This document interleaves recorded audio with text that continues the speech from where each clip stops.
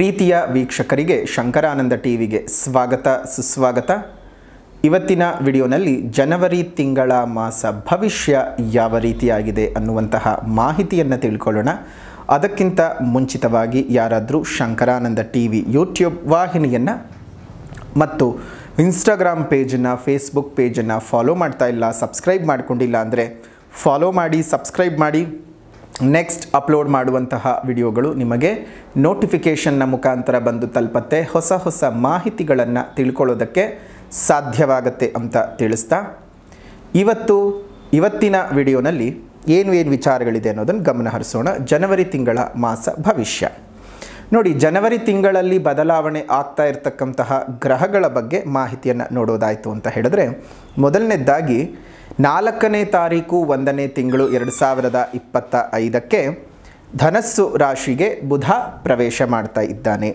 14ನೇ ತಾರೀಕು 1ನೇ ತಿಂಗಳು 2025ಕ್ಕೆ ಮಕರ ರಾಶಿಗೆ ರವಿ ಪ್ರವೇಶ ಮಾಡ್ತಾ ಇದ್ದಾನೆ. 21ನೇ ತಾರೀಕು 1ನೇ ತಿಂಗಳು 2025ಕ್ಕೆ ಮಿಥುನ ರಾಶಿಗೆ ವಕ್ರೀಗತನಾಗಿರ್ತಕ್ಕಂತಹ ಕುಜನ ಪ್ರವೇಶವಾಗ್ತಾ ಇದೆ.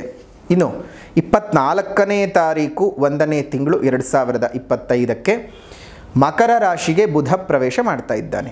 28ನೇ ತಾರೀಕು 1ನೇ ತಿಂಗಳು 2025ಕ್ಕೆ ತನ್ನ ಉಚ್ಚಸ್ಥಾನವಾದಂತಹ ಮೀನ ರಾಶಿಗೆ ಶುಕ್ರನ ಪ್ರವೇಶ ಉಂಟಾಗ್ತಾ ಇದೆ.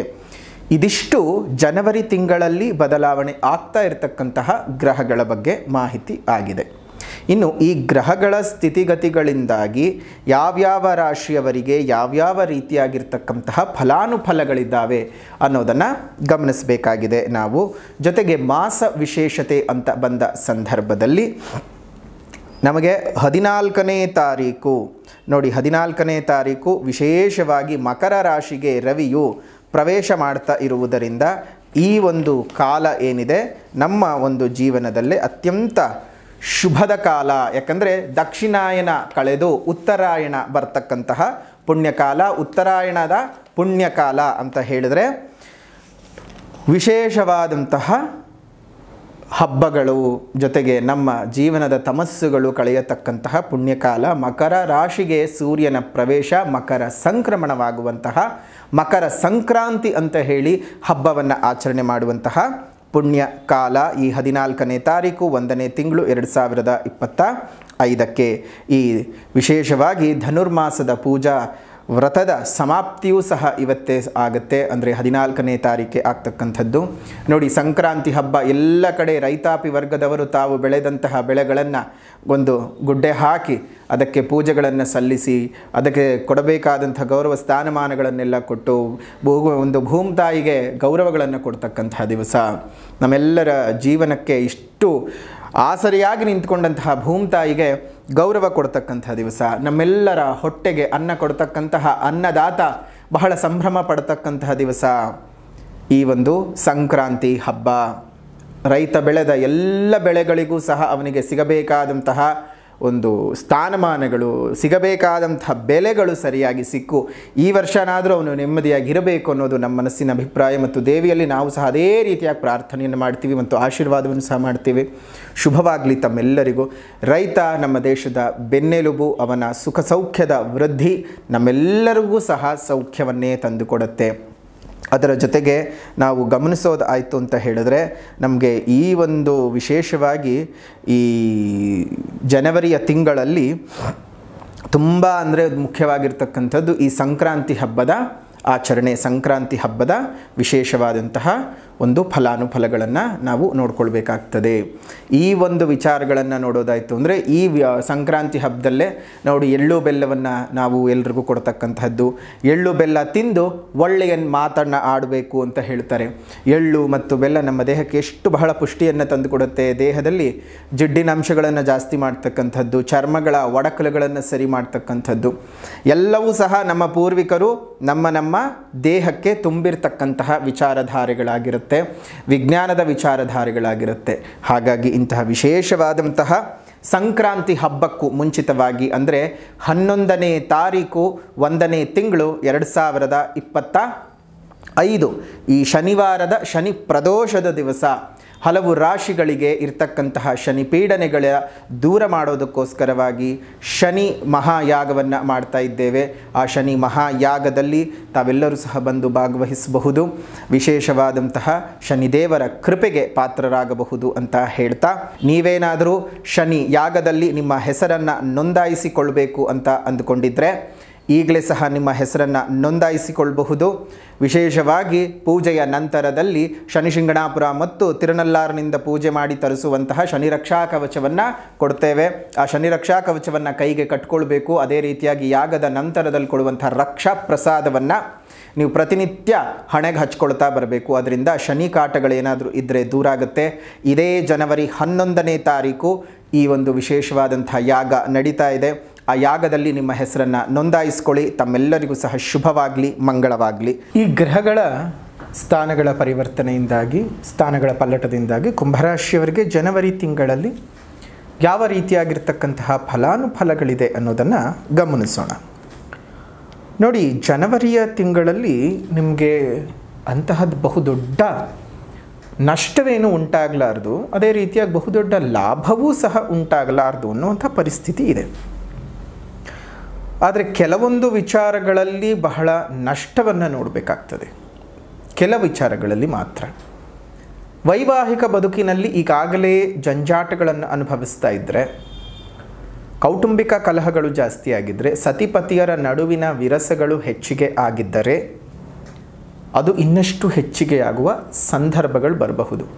ಕಾರಣ ಸಪ್ತಮಾಧಿಪತಿಯು ವ್ಯಯಸ್ಥಾನಕ್ಕೆ ಸಂಚಾರ ಮಾಡ್ತಾ ಇದ್ದಾನೆ 14ನೇ ತಾರೀಕಿನಿಂದ. ಏನಾದರೂ ಸಣ್ಣ ಪುಟ್ಟ ಹುಸಿ ಮುನಿಸುಗಳು, ಕೋಪಗಳು, ಮನಸ್ತಾಪಗಳು ಇದ್ದರೆ ಅದನ್ನು 14ನೇ ತಾರೀಕಿನ ಒಳಗಾಗಿಯೇ ಮಾತುಕತೆ ಮೂಲಕವೋ ಅಥವಾ ಸಂಧಾನದ ಮೂಲಕವೋ ಪರಿಹಾರ ಮಾಡಿಕೊಳ್ಳಿ. ಇಲ್ಲಾಂದರೆ ದೊಡ್ಡ ಮಟ್ಟದ ಬೆಲೆ ತೆರಬೇಕಾಗ್ತದೆ. ಸಾಕಿರೋ ನಾಯಿಗೂ ಸಾಯೋ ಥರ ಹೊಡಿತಿದ್ರೆ ಸುಮ್ಮನಿರಲ್ಲ, ತಿರುಗಿ ಬೀಳತ್ತೆ, ಕಚ್ಚತ್ತೆ. ಇನ್ನು ಸಂಬಂಧ ನಾನು ನೋಡ್ಕೊಳ್ತಿದ್ದೀನಿ, ನನಗೆ ಅಡಿಮೆಯಾಗಿರಬೇಕು, ನನ್ನ ಕೈ ಕೆಳಗಿರಬೇಕು, ಆ ರೀತಿ ಆಗಲ್ಲ. ಪ್ರೀತಿಯಿಂದ ಪ್ರೀತಿಯನ್ನು ಗೆಲ್ಲಬೇಕೇ ಹೊರತು ಪ್ರೀತಿಯನ್ನು ನಿಮ್ಮ ದರ್ಪದಿಂದ ಗೆಲ್ಲೋದಕ್ಕೆ ಸಾಧ್ಯ ಆಗಲ್ಲ. ಅದು ಯಾವುದೇ ಆಗಿರಬಹುದು. ಸ್ವಲ್ಪ ಜಾಗ್ರತೆಯಾಗಿ ನಿಮ್ಮ ಸಂಸಾರವನ್ನು ನೋಡ್ಕೊಳ್ಬೇಕಾಗ್ತದೆ. ವೃತ್ತಿ, ವ್ಯಾಪಾರ, ವ್ಯವಹಾರಗಳು 6ಕ್ಕೂ ಹೋಗದ 3ಕ್ಕೂ ಇಳಿಯದ ಪರಿಸ್ಥಿತಿನಲ್ಲಿ ಮುಂದುವರಿಯುತ್ತೆ. ಒಂದರ ಹಿಂದೆ ಒಂದು ಕೆಲಸ ಕಾರ್ಯಗಳೇನೋ ಬರ್ತಾ ಇರುತ್ತೆ. ಹಣಕಾಸಿನ ಸಂಪಾದನೆ ಆಗ್ತಾ ಇರುತ್ತೆ. ಆದಾಯವೂ ಹೆಚ್ಚಿಗೆ ಆಗ್ತದೆ. ಅದಕ್ಕೆ ಸರಿ ಹೊಂದಾಣಿಕೆ ಆಗುವಂತಹ ಖರ್ಚುಗಳು ಸಹ ಬಂದು ಸೇರಿಕೊಳ್ತಾ ಹೋಗುತ್ತೆ. ವೆಚ್ಚಗಳು ಆದರೂ ನಿಮ್ಗೆ ತೃಪ್ತಿ ತಂದು ಕೊಡುತ್ತೆ. ಕಾರಣ ಕೆಲವೊಂದು ಶುಭ ರೀತಿಯಾದ ಇನ್ವೆಸ್ಟ್ಮೆಂಟ್ಗಳಿಗೋಸ್ಕರವಾಗಿ ಖರ್ಚನ್ನು ಮಾಡ್ತೀರ. ಶುಭ ರೀತಿಯಾಗಿರ್ತಕ್ಕಂತಹ ವಿಚಾರಗಳಿಗೆ ನೀವು ಖರ್ಚು ಮಾಡ್ತೀರಾ. ಹಾಗಾಗಿನೇ ನಿಮಗೆ ತೊಂದರೆ ತಾಪತ್ರೆಗಳೇನೂ ಆಗೋದಿಲ್ಲ. ಒಳ್ಳೆ ರೀತಿಯಲ್ಲೇ ಬೆಳವಣಿಗೆಗಳು ಉಂಟಾಗ್ತದೆ. ನಿಮ್ಮ ಭೂ ಸಂಬಂಧಿತ ವ್ಯವಹಾರಗಳಲ್ಲಿ ಲಾಭವನ್ನು ಪಡ್ಕೊಳ್ತೀರ. ಕುಟುಂಬದಲ್ಲಿ ಅಭಿವೃದ್ಧಿ ಆಗತ್ತೆ. ಗರ್ಭಿಣಿ ಸ್ತ್ರೀಯರಿಗೆ ಶುಭ ಸಂತಾನದ ಪ್ರಾಪ್ತಿಯ ಯೋಗ. ವಿದೇಶ ಪ್ರಯಾಣದ ಮುನ್ಸೂಚನೆಗಳು ಸಿಗುತ್ತವೆ. ವಿದ್ಯಾರ್ಥಿಗಳಿಗೆ ವಿದ್ಯಾಭ್ಯಾಸದಲ್ಲಿ ಅಪಾರವಾದ ಪ್ರಗತಿ ಉಂಟಾಗ್ತದೆ. ನಿಮಗೆ ಸದ್ಯಕ್ಕೆ ಜನ್ಮಶನಿ ನಡೀತಾ ಇದೆ. ಜನ್ಮಶನಿ ನಡೆಯುವಂತಹ ಸಂದರ್ಭದೊಳಗಡೆ 7.5 ಕೊನೆಯ ಹಂತವನ್ನು, ಇನ್ನೂ 2.5 ವರ್ಷಗಳು ಇದ್ದಾವೆ. ಮೇಷರಾಶಿಗೆ ಶನಿ ಪ್ರವೇಶ ಮಾಡುವವರೆಗೂ ಸಹ ನಿಮಗೆ 7.5 ಇರ್ತದೆ. ಹಾಗಾಗಿ ಕೊನೆ ಹಂತಕ್ಕೆ ಬಂದಿರ್ತೀರಿ. ಏನು ಯೋಚನೆ ಬೇಡ. ನಿಮ್ಮ ಜನ್ಮಜಾತಕವನ್ನೊಮ್ಮೆ ತೋರಿಸ್ಕೊಳ್ಳಿ. ಇದು ಮೊದಲನೇ ಬಾರಿ ಬಂದಿದೆಯಾ, 2ನೇ ಬಾರಿ ಬಂದಿದೆಯಾ, 3ನೇ ಬಾರಿ ಬಂದಿದೆಯಾ ಅನ್ನೋದನ್ನು. ಮೊದಲನೇ ಬಾರಿ ಮತ್ತು 3ನೇ ಬಾರಿ ಬಂದಿದ್ದಾಗ ಒಂದಷ್ಟು ಸಮಸ್ಯೆಗಳು ಹೆಚ್ಚು. ಮೊದಲನೇ ಬಾರಿ ಬಂದಂತಹ ಸಂದರ್ಭದಲ್ಲಿ ನಿಮ್ಮ ವಯಸ್ಸಿನ ಅನುಸಾರವಾಗಿ ವಿದ್ಯೆಯಲ್ಲೋ ಸಂಸಾರದಲ್ಲೋ ಏರುಪೇರುಗಳು ಉಂಟಾಗ್ತದೆ. ಇನ್ನು 3ನೇ ಬಾರಿ ಬಂದಿದೆ ಅಂದಾಗ ಖಂಡಿತವಾಗಿಯೂ ನಿಮಗೆ ವಯಸ್ಸಾಗಿರುತ್ತೆ. ಆ ವಯಸ್ಸಾದ ಕಾಲಕ್ಕೆ ಆರೋಗ್ಯದಲ್ಲಿ ಹೊಡೆತಗಳು, ಆರೋಗ್ಯದಲ್ಲಿ ಏರುಪೇರುಗಳು ಬರ್ತಾ ಇರುತ್ತೆ. ಹಾಗಾಗಿ 2ನೇ ಬಾರಿ ಬಂದಾಗ ಅದು ಹೊಂಬು ಶನಿಯಾಗಿರುತ್ತೆ. ಹೊಂಬು ಶನಿ ನಿಮಗೆ ಅಂತಹ ತೊಂದರೆಯನ್ನೇನು ಕೊಡೋದಿಲ್ಲ. ಒಳ್ಳೆಯ ಏಳಿಗೆಯನ್ನೇ ಕೊಡ್ತಾನೆ. ತಾಪತ್ರಗಳಿಂದ ಮುಕ್ತವಾದ ಜೀವನವನ್ನು ನೀವು ನಡೆಸೋದಕ್ಕೆ ಸಾಧ್ಯವಾಗುತ್ತೆ. ಹಾಗಾಗಿ ಇನ್ನು 2.5 ವರ್ಷಗಳ ಕಾಲ ನಿಮಗೆ 7.5 ಇರೋದ್ರಿಂದ ಒಮ್ಮೆ ಜನ್ಮಜಾತಕದ ಆಧಾರವನ್ನದಲ್ಲೂ ಮತ್ತು ಶನಿ ಯಾಗವನ್ನು ಇದೇ ಶನಿ ಪ್ರದೋಷದ ಜನವರಿ 11ನೇ ತಾರೀಕು 1ನೇ ತಿಂಗಳು 2025 ಶನಿ ಪ್ರದೋಷದ ದಿವಸ ಶನಿ ಮಹಾಯಾಗವನ್ನು ಮಾಡ್ತಾ ಇದ್ದೇವೆ. ನಿಮ್ಮ ಹೆಸರಿನಲ್ಲೂ ಈ ಒಂದು ಯಾಗದಲ್ಲಿ ಪೂಜೆಯನ್ನು ಮಾಡಿಸಿ, ಅದರಿಂದ ನಿಮಗೆ ಅತ್ಯುತ್ತಮವಾದ ಫಲಗಳು ಸಿಗುತ್ತವೆ. ಶನಿಯ ಯಾವುದೇ 7.7 ಆಗಿರ್ಬೋದು, ಜನ್ಮ ಜಾತಕದಲ್ಲಿರುವಂತಹ ದೋಷಗಳಾಗಬಹುದು, ಅಥವಾ ಬೇರೆ ಬೇರೆ ರೀತಿಯಾಗಿರ್ತಕ್ಕಂತಹ ಶನಿಯ ಪೀಡನೆಗಳು ನಿಮಗೇನಾದರೂ ಇದ್ದರೆ ಅದೆಲ್ಲವೂ ಸಹ ನಿವಾರಣೆ ಆಗೋದಕ್ಕೆ ಸಹಾಯವಾಗುತ್ತೆ ಅಂತ ಹೇಳ್ತಾ, ಜನವರಿ 11ನೇ ತಾರೀಕು ನಡೀತಿರುವಂತಹ ಯಾಗದಲ್ಲಿ ನಿಮ್ಮ ಹೆಸರನ್ನು ನೋಂದಾಯಿಸ್ಕೊಳ್ಳಿ. ದೇವರ ಸಂಪೂರ್ಣ ಕೃಪಾಶೀರ್ವಾದಕ್ಕೆ ಪಾತ್ರರಾಗಿ ಕೊರಿಯರ್ನ ಮುಖಾಂತರವೇ ಪ್ರಸಾದ ನಿಮ್ಮ ಮನೆಗೆ ಬಂದು ತಲುಪತ್ತೆ. ಇನ್ನಷ್ಟು ಹೆಚ್ಚಿನ ಮಾಹಿತಿಗಳು ಬೇಕು ಅಂತ ಹೇಳಿದ್ರೆ ಇಲ್ಲಿರುವಂತಹ ನಂಬರ್ಗೆ ಫೋನ್ ಮಾಡಿ ಸಂಪೂರ್ಣವಾದ ಮಾಹಿತಿಯನ್ನು ತಿಳ್ಕೊಳ್ಳಿ ಅಂತ ಹೇಳ್ತಾ, ಇನ್ನಷ್ಟು ಮಾಹಿತಿಯನ್ನು ನೋಡೋಣ ಜನವರಿ ತಿಂಗಳಲ್ಲಿ ಏನೇನಾಗುತ್ತೆ ಅಂತ. ಸರ್ಕಾರಿ ನೌಕರರಿಗೆ ಸಿಹಿ ಸುದ್ದಿ ಬರುತ್ತೆ, ಶುಭ ವರ್ಗಾವಣೆ. ಭತ್ಯೆ ಹೆಚ್ಚಳವಾಗಲ್ಲ, ಆದರೆ ವರ್ಗಾವಣೆಗಳು ಸಿಗ್ತವೆ ನಿಮಗೆ. ಮತ್ತು ಸರ್ಕಾರಿ ಉದ್ಯೋಗಾಕಾಂಕ್ಷಿಗಳಿಗೂ ಸಹ ಸರ್ಕಾರದ ಉದ್ಯೋಗಗಳು ಸಿಗ್ತಕ್ಕಂತಹದ್ದು ಆಗತ್ತೆ. ಬ್ಯಾಂಕಿಂಗ್ ಎಕ್ಸಾಮ್ಸ್ಗಳನ್ನು ತೆಗೆದುಕೊಂಡಿರುವಂಥವ್ರಿಗೆ, ಕಾಂಪಿಟೇಟಿವ್ ಎಕ್ಸಾಮ್ಸ್ಗಳನ್ನು ತೆಗೆದುಕೊಂಡಿರುವಂಥವ್ರಿಗೆ, ಗೌರ್ಮೆಂಟ್ ಕೆಲಸಗಳು ಬೇಕು ಅಂತ ಹೇಳಿ ಎಕ್ಸಾಮ್ಗಳನ್ನು ತಗೊಂಡಿರುವಂಥ ವಿದ್ಯಾರ್ಥಿಗಳಿಗೆ ಶುಭವಾದ ವಾತಾವರಣ ಇದೆ. ಲೇಖಕರಿಗೆ, ಬರಹಗಾರರಿಗೆ, ಸಾಹಿತಿಗಳಿಗೆ ಪ್ರಶಸ್ತಿ ಪುರಸ್ಕಾರಗಳು, ಸನ್ಮಾನಗಳು, ಗೌರವಗಳು ಪ್ರಾಪ್ತಿಯಾಗ್ತಕ್ಕಂತಹ ಮಾಸ ಜನವರಿ ತಿಂಗಳು. ಸಹೋದ್ಯೋಗಿಗಳೊಟ್ಟಿಗೆ ಉತ್ತಮವಾದ ಸಾಮರಸ್ಯ ಇರುತ್ತೆ. ಮೇಲಧಿಕಾರಿಗಳ ಕಿರುಕುಳಗಳಿಂದ ದೂರ ಆಗ್ತೀರಿ. ಮನಸ್ಸಿಗೆ ಬಹಳ ನೆಮ್ಮದಿಯಾದ ವಾತಾವರಣ ಇರುತ್ತೆ. ಎಲ್ಲವೂ ಸಹ ನಿಮಗೆ ಸುಖ ಸೌಖ್ಯಗಳು, ಒಂದಿಷ್ಟರ ಮಟ್ಟಕ್ಕೆ ಪ್ರಭಾವಗಳು ಕಾರ್ಯಕ್ಷೇತ್ರದಲ್ಲಿ ಸಿಗತ್ತೆ. ಸ್ವಲ್ಪ ವೈಯಕ್ತಿಕವಾಗಿ ಏರುಪೇರುಗಳು ಇದ್ದದ್ದು ಸಹಜವೇ, ಅದನ್ನು ಸಹ ಪರಿಹಾರದ ಮುಖಾಂತರವಾಗಿ ಮಾಡ್ಕೊಳ್ಳಿ, ಅನುಕೂಲ ಉಂಟಾಗಲಿ ಅಂತ ಹೇಳ್ತಾ, ಈ ಒಂದು ಕುಂಭರಾಶಿಯವರಿಗೆ ಈ ಒಂದು ತಿಂಗಳಲ್ಲಿ ಮಾಡ್ಕೊಳ್ಬೇಕಾದಂಥ ಪರಿಹಾರ, ಮೊದಲನೇದಾಗಿ ಸಾಮಾಜಿಕ ಪರಿಹಾರ. ಪ್ರಕೃತಿಯನ್ನು ಉಳಿಸಿ, ಪ್ರಕೃತಿಯನ್ನು ಬೆಳೆಸಿ, ಸಾಧ್ಯವಾದ ಕಡೆ ಗಿಡಗಳನ್ನು ನೆಟ್ಟು ಪೋಷಣೆ ಮಾಡಿ. ಇನ್ನು ಆಧ್ಯಾತ್ಮಿಕ ಪರಿಹಾರ ಅಂತ ಬಂದ ಸಂದರ್ಭದಲ್ಲಿ ಈ ಒಂದು ತಿಂಗಳಲ್ಲಿ ನೀವು ಮಾಡ್ಕೊಳ್ಬೇಕಾಗಿರತಕ್ಕಂಥದ್ದಾದರೂ ಏನಪ್ಪ ಅಂತ ಹೇಳಿದ್ರೆ, ನೃಸಿಂಹಾಷ್ಟಕಂ ಸ್ತೋತ್ರದ ಪಠಣ. ಪ್ರತಿನಿತ್ಯ ಬೆಳಗ್ಗಿನ ಜಾವ 5 ಗಂಟೆಯಿಂದ 5:15 ಒಳಗಾಗಿ ನೃಸಿಂಹಾಷ್ಟಕ ಸ್ತೋತ್ರದ ಪಠಣವನ್ನು ಮಾಡಿ. ತಮ್ಮೆಲ್ಲರಿಗೂ ಸಹ ಶುಭವಾಗಲಿ, ಮಂಗಳವಾಗಲಿ ಅಂತ ಹೇಳ್ತಾ, ಜನವರಿ ತಿಂಗಳ ಮಾಸ ಭವಿಷ್ಯ ಏನು ಅನ್ನುವಂತಹ ವಿಚಾರವನ್ನು ನೀವು ಕುಂಭರಾಶಿಯವರು ತಿಳ್ಕೊಂಡಿದ್ದೀರಿ. ವಿಡಿಯೋ ಇಷ್ಟ ಆಗಿದ್ದರೆ ಲೈಕ್ ಮಾಡಿ, ಶೇರ್ ಮಾಡಿ, ಕಮೆಂಟ್ ಮಾಡಿ. ಮತ್ತೊಂದು ವಿಡಿಯೋನಲ್ಲಿ ಭೇಟಿ ಮಾಡೋಣ. ಅಲ್ಲಿವರೆಗೂ ನಮಸ್ಕಾರ. ಲೋಕ ಸಮಸ್ತ ಸುಖಿನೋ ಭವಂತು, ಸಕಲ ಸನ್ಮಂಗಳಾನಿ ಭವಂತು, ಸರ್ವೇ ಜನಾಃ ಸುಖಿನೋ ಭವಂತು, ಸಮಸ್ತ ಸನ್ಮಂಗಳಾನಿ ಭವಂತು.